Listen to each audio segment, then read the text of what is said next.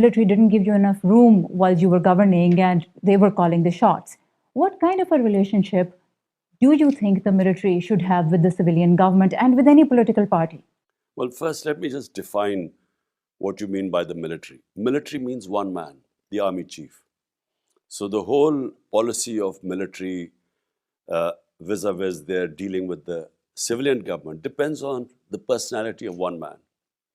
So in this case, the positive side during our relationship with General Bajwa rather than the military, uh, when we were on the same page, which meant that we had the organized strength of Pakistan army to help us, and we worked together, and it was Pakistan was considered one of the success stories of the COVID-19. Now the problem was that General Bajwa favored some of the biggest crooks in this country and would not. Uh, he did not think corruption was this big a problem, and he wanted us to work with them. Work with them meant giving them immunity from the corruption cases. He had a very close relationship with Shehbaz Sharif, the current Prime Minister. And for some reason, he worked, he conspired, and this regime change took place. Well, he rejects those allegations, but my question is, if you come back in power, what makes you think things will be different, that the army that has consistently played a huge role in Pakistan would back off? The leading principle of the balance is that the elected government that has the responsibility, which people have mandated them through their vote, must also have the authority. You cannot separate responsibility and authority. So if the authority lies with the army chief, responsibility lies with the prime minister, no management system works. But do you believe it could be different next time? And if you don't believe it's going to be different next time, why do you want to run for election? It can be. It can be because Pakistan is evolving all the time. And I'm sure amongst the new military leadership, there's a realization that this experiment of regime change has gone wrong. Pakistan the economy has gone into a tailspin. We are facing the worst crisis in our history, the economic crisis. But not just that, the governance crisis. And there's no way to get out of this. The only way is that we have a paradigm shift from the way Pakistan has been run. You've been agitating for elections for almost 10 months now, but you've also said that you don't believe the next elections are going to be free and fair. Will you accept the results of the elections if your party does not win a majority? They have completely destroyed their credibility as an impartial election commission. There won't be free and fair elections, but there will be elections. But will you accept the results in case your party does not win a majority whenever the general elections happen? That's premature to say, I mean, how can I say right now the extent of rigging they'll do? There was a local government election in Sindh. All the political parties rejected the local government election. All of them. There will be rigging, but to the extent, I can't say right now. Let's talk foreign policy. Do you believe that the Afghan Taliban government is friendly to Pakistan? Well, firstly, whatever government is in Afghanistan, Pakistan must have good relationship with them. I tried my best with the Ghani government because our interest is that having good relationship with the government in Kabul means that we have a 2,500 kilometer border with them. And which means that, if there are problems of terrorism, then they will help us. But so far, even the Pakistani government says it's not getting the help from the Afghan Taliban to fight terrorism the way it would have liked and the way you are saying. What is disturbing is that our foreign minister, he's spent almost all his time out of Pakistan, but he's not paid one visit to Afghanistan. I'm not saying it's going to be easy, but do we want a repeat of what happened to Pakistan from 2005 onwards to 2015, where Pakistan was going under, suffering from terrorism all along the Afghan border? So I think we are not in a position to have another war on terror. And the only way is to somehow get Kabul to work with us so that we can jointly deal with this issue. One of the reasons that terrorism has spiked in Pakistan now is because, according to NACTA, the National Counter-Terrorism Authority, the time that was taken for negotiations with TTP was used by that group to reorganize. And those talks started when you were in power.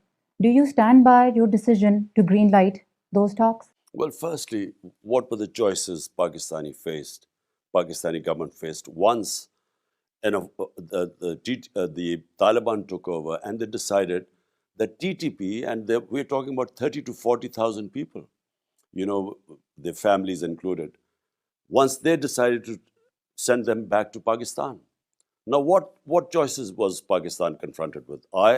Should we have just lined them up and shot them? Or should we have tried to work with them to resettle them and, and, and bearing in mind that it was not going to be an easy process? And the idea was that the resettlement had to be done with the concurrence of the politicians all along the border, the FATA region, and along with the security forces, plus the Taliban, the TTP. But that never happened because our government left. And once our government was removed, the new government took its eye off the ball. Meanwhile, this threat grew, and it's possible that they regrouped. But then, where were the Pakistani security forces? Where were intelligence agencies? Could they not see them grouping? So the problem is, how could we be held responsible for their negligence? Throughout last year, at pretty much every rally, your narrative was that the US conspired with your political opponents to remove you from office. If you come back into power again, what kind of challenges do you see in repairing your relationship with Washington? Well, firstly, international relationships should not be based on personal egos. They should be based on the interest of the people of your country. So the people of Pakistan, their interest is that we have good relationship with the US being a superpower. And our biggest trading partner. I mean, Pakistan exports more to the US than any other country.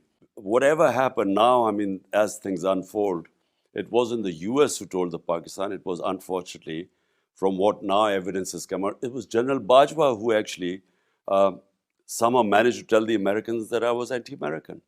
And so it wasn't imported from there, it was exported from here to there. So, do you still believe that the US played a role in removing you from office? Well, the cipher is real. It was an official meeting, minuted both sides, between Donald Lu, the Undersecretary of State to South Asia, and the Pakistan ambassador. And this was brought to the National Security Council and our cabinet, the minutes of the meeting. Having said that, it's in the past. We have to move on.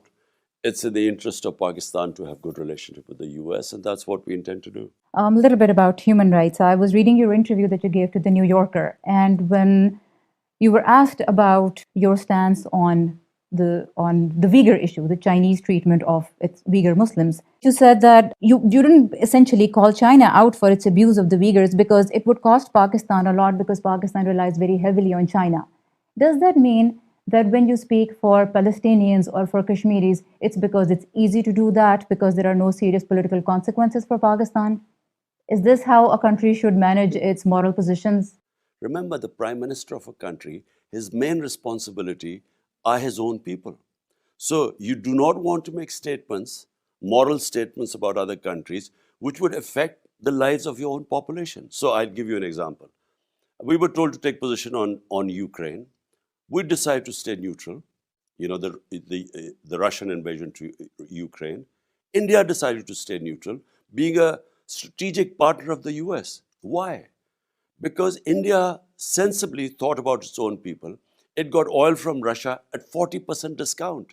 So by actually taking sides, you can actually affect the lives of your own people. So my responsibility as a prime minister were the 220 million people of my own country. And it's exactly what the Western countries do. They don't take positions where it hurts their economic interest. Kashmir, the United Nations Security Council has passed resolutions on Kashmir. That's a disputed territory. India took over Kashmir unilaterally. No response from the Western countries because India is a strategic partner. So, countries like us who have large populations that are hovering around the poverty line, we at least do not have the luxury of